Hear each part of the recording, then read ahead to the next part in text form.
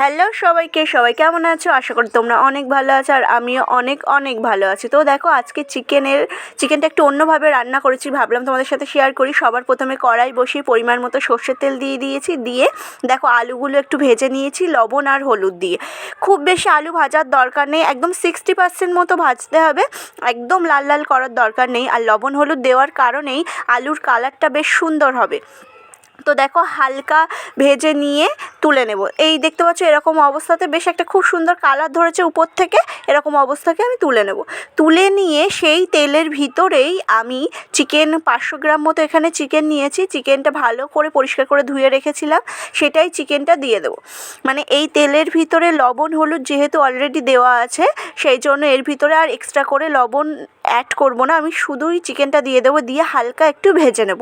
হালকা ভেজে নিয়ে তারপর ম্যারিনেট করব। এইভাবে একবার রান্না করে দেখো, মানে একদম অন্য রকম লাগে চিকেনটা খেতে একটু হালকা ভেজে নেওয়ার পর। এখানে দেখো চিকেনটা একটু হালকা কালার চেঞ্জ হলেই তুলে নেব। তুলে নিয়ে সেই তেলের ভিতরে গোটা গরম মশলা, মানে কাঠ, লবঙ্গ, এলাচ, তেজপাতাটা এখানে ছিল না আমার বাড়িতে, তোমাদের হাতের কাছে থাকলে দিয়ে দিও। দিয়ে একটু শুকনো লঙ্কাও দিতে পারো। দিয়ে ভালো করে গোটা গরম মশলা ফোড়নটা ভাজা ভাজা হয়ে গেলে কুচানো পেঁয়াজ দিয়েছি। আমি যেহেতু 500 গ্রাম মাংস নিয়েছি, তার জন্য আমি এখানে 5টা ছোটো ছোটো সাইজের পেঁয়াজ দিয়েছি। পেঁয়াজটা হালকা গোল্ডেন ব্রাউন কালার মতো ভাজতে হবে একটু হাতের সময় নিয়ে। তো পেঁয়াজটা ভাজা হোক, সেই ফাঁকে আমি মাংসটা ম্যারিনেট করে নিই। দেখো মাংসের ভিতরে যা যা বেসিক মশলা প্রয়োজন হয়, জিরে গুঁড়ো, ধনিয়া গুঁড়ো, লবণ, হলুদটা দেইনি, কাঁচা লঙ্কা, মিট মশলা, গরম মশলা, আর দিয়েছিলাম 2 চামচ মতো টক দই, দিয়ে ভালো করে মাংসটা ম্যারিনেট করে রেখে দিয়েছি।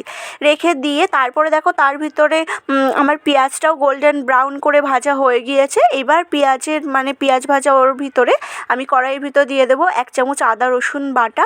এটাও কাঁচা গন্ধ চলে যাওয়া পর্যন্ত ভালো করে একটু ভেজে নেব। ভেজে নিয়ে আমি একটা বড় সাইজের টমেটো দিয়েছি। তোমরা যদি টক দইটা না দাও তাহলে এখানে টমেটোর পরিমাণটা বাড়িয়ে দিতে পারো, আর যদি টক দই দাও তাহলে টমেটোটা কমই দিতে হবে। যেহেতু আমি টক দই দিয়েছি তাই একটাই টমেটো দিয়েছি। দিয়ে ভালো করে ভাজা হয়ে গেলে আমি আলুগুলো দিয়ে দিয়েছি। এরকম পর্যায়ে তোমরা হয়তো ভাবতে পারো যে অনেকটা তেল হয়ে গিয়েছে, কিন্তু এটা একদমই না। যখন আমি জল দেব, আর যেহেতু পাতলা ঝোল করব, তো এই তেলটা পুরোপুরি মানে জলের সাথে মিশে একদম ঠিকঠাক ব্যালেন্স হয়ে যাবে। এখানে দেখো তারপরে ম্যারিনেট করা মাংসটা দিয়ে দিয়েছি। দিয়ে ভালো করে কষাতে হবে, কষিয়ে একদম তেল ছেড়ে আসা পর্যন্ত অপেক্ষা করতে হবে।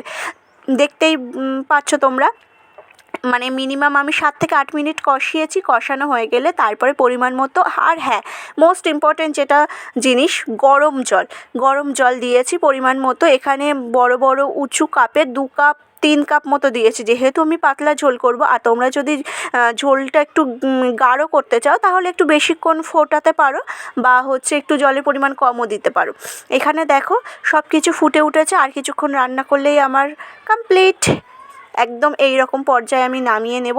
তো আজকের মতো এই পর্যন্ত। সবাই ভালো থেকো, সুস্থ থেকো। দেখা হচ্ছে একটা নেক্সট ভিডিওতে। আর আমার ভিডিও কেমন লাগছে অবশ্যই কমেন্টে জানিও। ফেসবুক থেকে দেখলে ফলো করে দিও, ইউটিউব থেকে দেখলে সাবস্ক্রাইব করো।